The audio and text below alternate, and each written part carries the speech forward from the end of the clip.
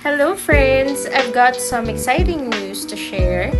I just bought my very first car. My first car is a second-hand car. Bakit second-hand? Kasi yun lang yung pasok sa budget ko.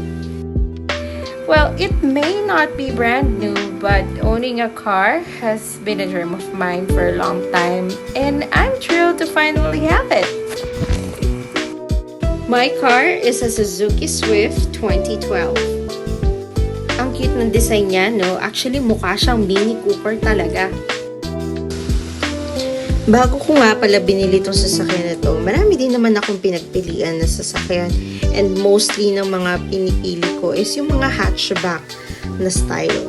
Sa panahon ngayon, if you can afford to buy a brand new car, then go ahead. In my case, hindi ko pa kasi kaya bumili ng brand new car. Ang importante lang sa akin is madala ko ng sasakyan ko from point A to point B. Okay na sa akin ng second hand. At dahil second hand car to, dapat i-make sure na rin natin na okay pa yung makina, nakarehistro, maayos yung maintenance. Kasi diba, kahit second hand to, basta okay pa yung mga yon, bawas na sa iisipin natin. Ang gagawin na lang natin as mga second hand owner, i-maintain na maayos yung kondisyon ng sasakyan. Oo nga pala, gusto ko din palang i-share na this year ko lang din nakuha yung driver's license ko. And mako-consider ko yung sarili ko as new driver.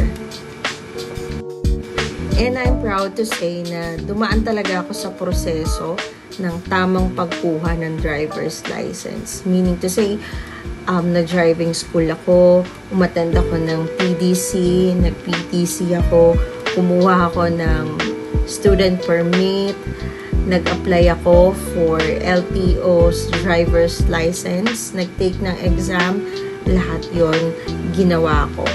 Hindi tayo dumaan sa mga fixers. Kaya masasabi kong achievement din talaga yung pagkuha ko ng driver's license. By the way, I also want to add that I'm not an expert pagdating sa sasakyan. Ang dami ko pang kailangan matutunan. And yung mga bago kong matututunan, syempre, share ko yan dito. Kaya kung may recommendations kayo, please let me know. Comment down below at baka may matutunan din ako. Max nga pala yung name ng sasakyan ko. Ang sabi nila, kapag daw babae ang owner, dapat lalaki yung name ng sasakyan. At pag lalaki ang owner, dapat pang babae yung sasakyan. I don't know, ginaya ko na lang.